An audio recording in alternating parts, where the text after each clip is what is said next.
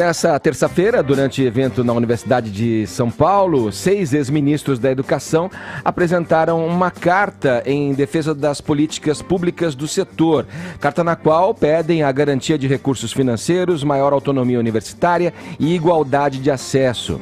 Na ocasião, José Goldenberg, Murilo Ringel, Cristóvão Buarque, Fernando Haddad, Aloysio Mercadante e Renato Janine Ribeiro também anunciaram a constituição de um observatório da educação, a fim de orientar gestores e políticos a respeito dos principais pontos do documento.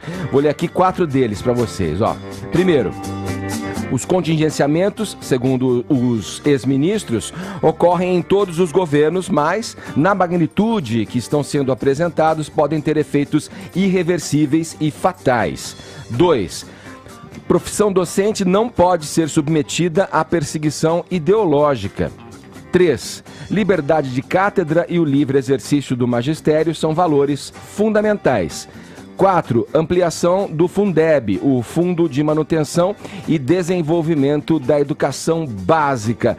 Vamos lá, Caio, essa decisão do MEC vem contaminando o noticiário, as discussões são muito acaloradas a respeito, é um ponto muito sensível, né, da questão da gestão pública no Brasil, a questão da educação sempre foi. Essa questão do bloqueio, do contingenciamento de verbas da educação tem movimentado a nação, é notório, a gente vê manifestações a respeito e pessoas com experiência na área falando. Qual que é a avaliação que você faz desse encontro e desse documento expedido a partir desse encontro? Olha, a dialética democrática ela é sempre bem-vinda, né, Edgar? Então, a oposição de ideias, quando ela é respeitosamente colocada, isso é sim algo a ser enaltecido, mesmo que seja um teatro da hipocrisia, porque esses senhores, eles são culpados pelo estado das coisas, eles não têm a prerrogativa da crítica, esses ex-ministros, né? Eu recomendo ao ouvinte da PAN que busque aí no Google, no YouTube, o discurso do deputado Ottoni de Paula, do PSC do Rio de Janeiro, na tribuna da Câmara, né? Quando ele discursa a respeito aí do contingenciamento do atual governo.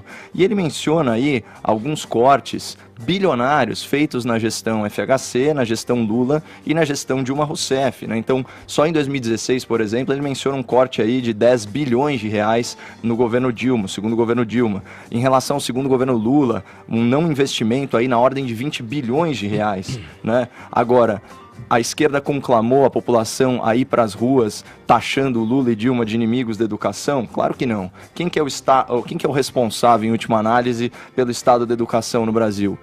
Serão os 5 meses de governo Bolsonaro? É evidente que não. E, de novo, essa confusão gigantesca entre corte e contingenciamento.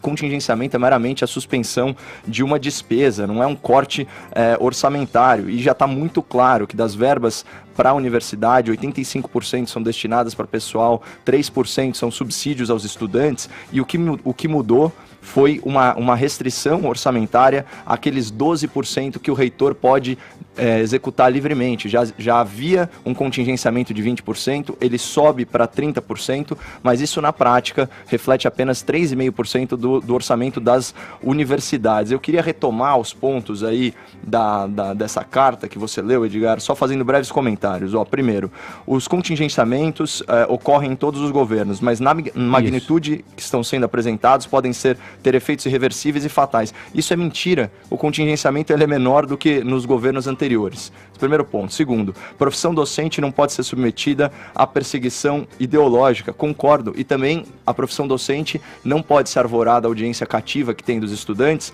para doutrinar, ou seja, não pode ser perseguida e não pode impor sua ideologia. Terceiro, liberdade de cátedra e o livre exercício do magistério são valores fundamentais. É verdade, mas eles estão submetidos ao quê? À liberdade de pensamento, à liberdade de crença e ao direito à educação daqueles que são mais vulneráveis nessa relação social, que são sempre os estudantes e não os professores. Finalmente, sobre a ampliação do Fundeb, né, o Fundo aí de Desenvolvimento da Educação Básica, aí eu concordo com os ministros, mas qualquer discussão madura, ela parte do pressuposto que o Brasil opera em déficit fiscal, ou seja, os recursos são escassos, é preciso tirar de algum lugar para garantir o investimento em outro lugar. E se for para priorizar entre ensino superior, e especialmente o que está se falando agora nas bolsas da CAPES, né? Então para mestrado, doutorado, pós-doutorado e ensino básico, eu vou ficar com o ensino básico.